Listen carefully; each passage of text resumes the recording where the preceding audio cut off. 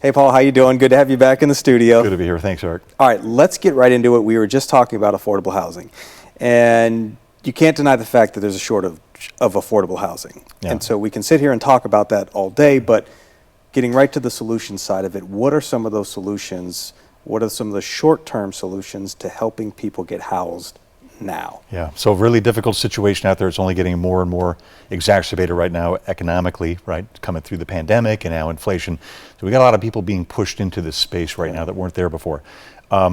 Near term, so the thing that we can do immediately right now is we've got to find a way to work with people who are that are vulnerable, that are in jeopardy of becoming homeless.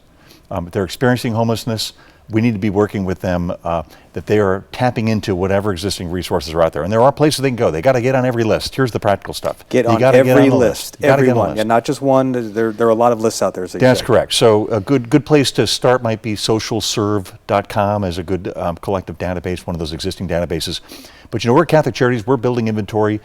We open up these properties, and there's a pre-leasing period that's open, right? So you need to kind of know where to go. Mm-hmm. This is where it really does take maybe somebody that's got more expertise in this space. So one of the nonprofits, Catholic Charities, is one of those organizations that people would work with. There's others as well that can kind of direct you. We know where the inventory is going to be coming from. Mm-hmm. So that's something. Now, it's going to require a real game of patience. Yep. But you got to play it fundamentally here. Get on all the lists you can. Stay the course. Keep your chin up. Eventually, something will open up for you. But that's what it's going to take. If you exit, game over. The game of patience that you just referenced can be quite a challenge. And what we're talking about here is if someone puts their name on a list or another list and they're not in, they can quickly lose hope, lose faith. And then, as you were telling me earlier, once you pass that point and you start making it a lifestyle, it's very, very difficult to come out of that lifestyle. And at Catholic Charities, one of the things you talk about is walking alongside. And how critical is that to stay there in that place and say, let's continue to work to find you a house? Yeah.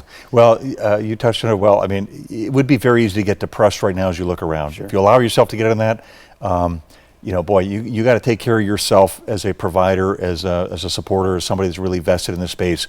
You got to make sure you're staying focused as well. For us, it's nice as a Catholic faith-based organization. We take our marching orders from the guy upstairs.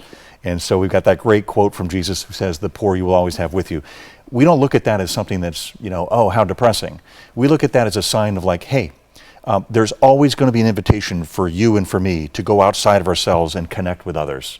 Right? Those who are poor, those who are vulnerable, are just kind of living signs of people that show us, actually we do need to depend on other people, right? Ultimately to depend on God. So that's something I think informs us coming from the faith-based space, but it's something that can work for everybody out there, right? You just don't want to lose that hope and that optimism about the bigger plan. So the journeying, the accompanying people, we say we walk alongside you in the path to permanent solutions. That's what we do at Catholic Charities. It's really special and unique. In the context of housing then, to take somebody that's out on the street, to get them maybe through our Veterans Outreach Center down at the Human Service Campus, maybe get them plugged into Manna House, mm-hmm. Marines, Army, Navy, Air Force shelter, and work with them for a few months to get them stable and moving on to a permanent housing. That's a pipeline. There's a continuity. That's walking alongside you on the path to permanent solutions. So keep your head in the game, keep your chin up, get on those darn lists. And what we need to be doing longer term, Eric, is we got to spend more resources on affordable housing. Mm-hmm. There's a genuine inventory shortfall out there that is not meeting the need. So we're building luxury apartments, but we don't have the inventory going on affordable housing. So we need more cooperation with communities to do that. Last thing, Paul, all right, how long have you been in this space? Well, with Catholic Charities since 2014, but we go back to 1933, Catholic Charities does. You personally? I don't go back that far, 1970 for me.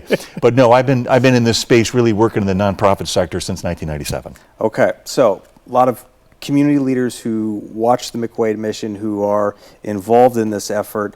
What's your message right now? Because we just talked about it right before we came in here, but as much as we're trying to walk alongside someone on this path, this can be a challenging path for those in the space providing too.